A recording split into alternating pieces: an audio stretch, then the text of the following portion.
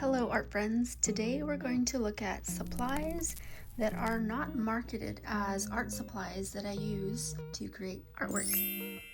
Hi, my name is Vanessa and I make art videos about a little bit of this and that, mainly things that pertain to sketchbooks. If that sounds interesting to you, consider subscribing. Up first we have some highlighters.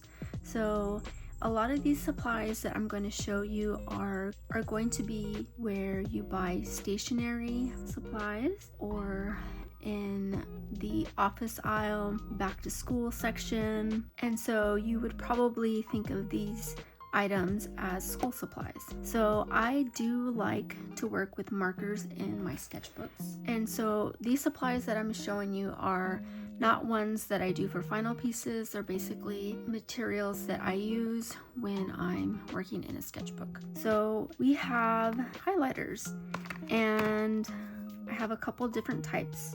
So Stabilo, I really like this brand. They have these that are more of a pastel-like highlighter, and then they have the other ones that are your brighter, more standard highlighter. All right, so up next for highlighters, I have the very popular Mildliners, and I have two different types. Let's look at this one. This one is the chisel tip, and here's the bullet tip. This is the standard type that they have, and then there is the brush tip, and then it says super fine tip. It's like a bullet tip. Let's look at them together. Yeah, those are the same. It's just the other end, chisel and brush. Let's try these out. These Mildliners come in so many different colors. They have brights and they have muted colors, low intensity, great for illustrating in your sketchbook. These are just fun to work with, and they just look nice too. Not gonna lie, the aesthetic of it is very pretty, the way it's designed. Let's try the brush tip. You can do lettering with these.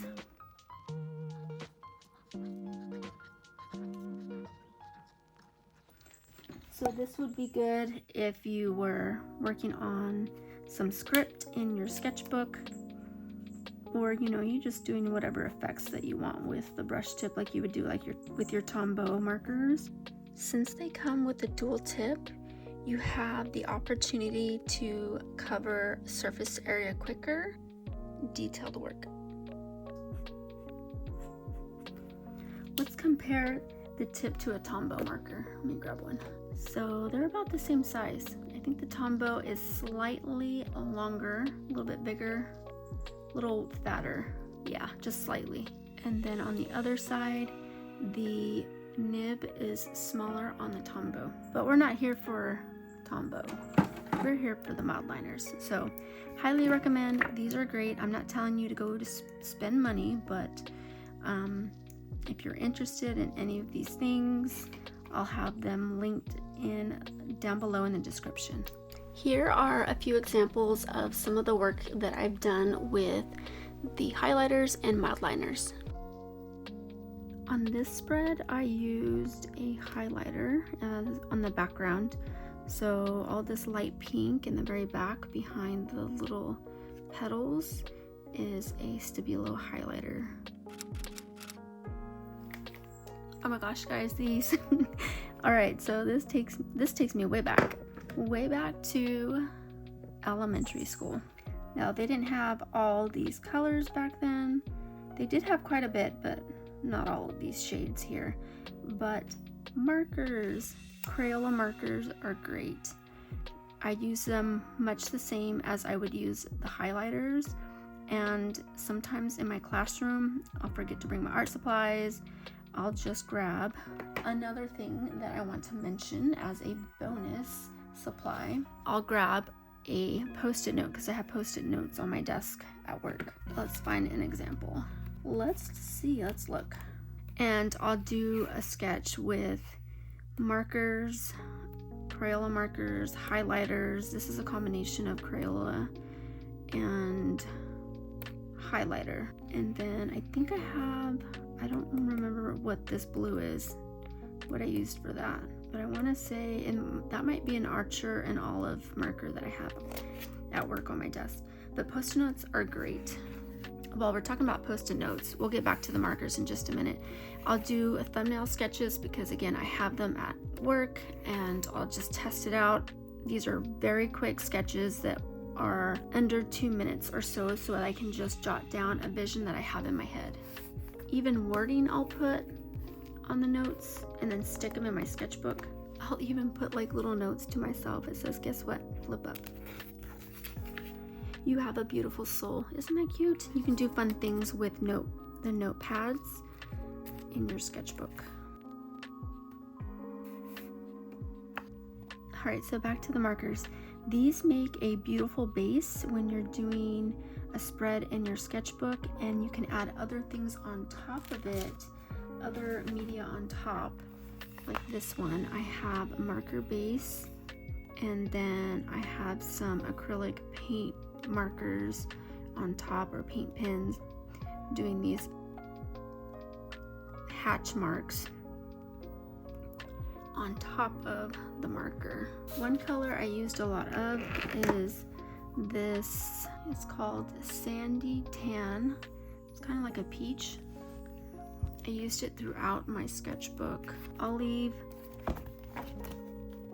Oh look, this is another one I did with a highlighter base. And then I put some other pins on top. Highlighter base, and then some other elements on top, other media on top. But this is an example of this marker right here, and I'm just playing around with it, building layers just to enhance the overall appearance. So working in layers really helps to give your artwork an extra edge on it. I did some outlining with this marker right here too. This one I used highlighter, this marker, and then my Faber-Castell watercolor markers. Here is another example of highlighter in the background, and then this is Crayola marker. Let's try it out.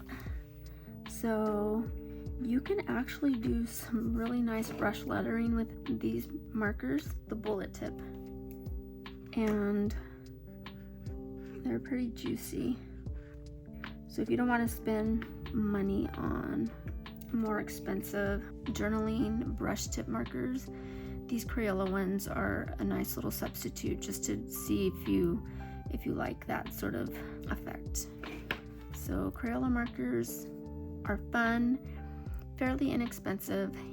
Maybe you have children that already have some of them, and you want to like steal a couple for yourself. Give them a try. For funsies, let's activate these highlighters with water. All right, so let's go ahead and try out like I did in my last video. I was showing some markers. I'll link that video down below if you have not watched that. And let's see how these dissolve with water. I'm so sorry, my dogs will not stop barking at the squirrels outside, so that's what you hear. Okay, not as good as the other art supplies, the other art markers. That's the Ecoline and Tombow Faber-Castell markers. It's just a little experiment. I've never done this before, so I'm just doing this on camera for you. Ooh, that Mildliner staying put. Let's try Crayola. I think this one's more, yeah, I knew that this one dissolved more. But there you have it. You can see the difference with our artist grade. These are not Light Fast. None of these are Light Fast, but you can just see the difference in the ink. I'm also using this Blick Masterstroke, the Golden Talcum Round, size 8. It's from Blick, and I really like these. Good paintbrushes. Are you ready for what's next? Pins. We have pins and then one other item. So let's start off with the graphite. This is a Bic mechanical pencil, and the one I have is 0.7 mm, and it is an HB number 2 pencil. Now, I remember these when I was in grade school, and I would write my assignments, English assignments with them, do my math work with them, and I also used to doodle with them. These actually make really good value for value studies, and then getting like precise lines. When I'm teaching value and shading at work with my high schoolers, they love to use these mechanical pencils, but I don't encourage them to do it, and sometimes some kids are stubborn and they don't want to use the pencils that I provide them, and I just tell them, just give it a try, just one time, see what it's like. But they end up doing some beautiful shading with them. So if you don't have anything else on hand, this works great for shading and, you know, drawing little details. So if you're gonna draw something that is precise, you can use these. Make great for like lashes, texture for like eyebrows. Very good. Highly recommend a mechanical pencil. The Bic is one of my favorites. All right, so now we have, let's continue talking about Bic. We have pens. These pens are so great. These are probably your just standard. I've seen these a million times, but they make great drawing tools. So let me grab some examples. Here's an example of my Sunny. These are quick actually, so I didn't spend too much time on these, but they're so cute. I just took from my camera roll some pictures of him, and I did some sketching of him. Not this side, but this side I used the Bic pen. And then here's what the black Bic pen looks like, the red. And these are Michelangelo studies, by the way. I have a book on Michelangelo, and I just took, these are from David, the statue of David, and I just made a spread of it. Are these the best pen drawings? No, because I'm typically not a pen artist, but I just was testing it out, and I love it so much. And then there's some other fun colors. So you've got more of, these are your traditional pigments. These are your, I want to have some fun with some other color pigments. These are, maybe I'm on the go and I want them all in one. Look at that. So you can have these colors here or these colors here all in one. I just love them. Bic makes them so well. The multiple inks, they're fairly inexpensive and they're great to have. Okay, so speaking of pens, these are some of my favorite pens for drawing. Let's look at this one. This is the Precise V5 RT by Pilot. I've been looking in my sketchbooks that I have, and I'm feeling inspired. I really am. This is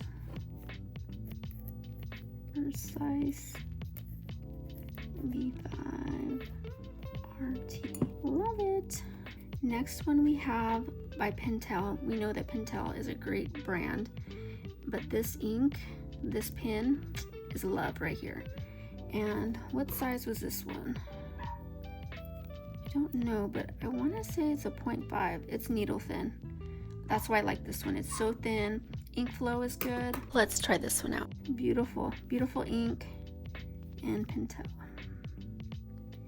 I like this for lettering, of course, but I can also draw with it. All right, so now this is another one by Pilot. Let me put that on there. This is Pilot. I wonder if these are the same ones, just different barrels. This is extra fine. You know what? This is a RT, and this one is not RT, but it says Precise V5. What I like about this one right here is that it comes in a variety of colors. It comes in more colors than the RT. Like this color. I love this violet. It's so pretty.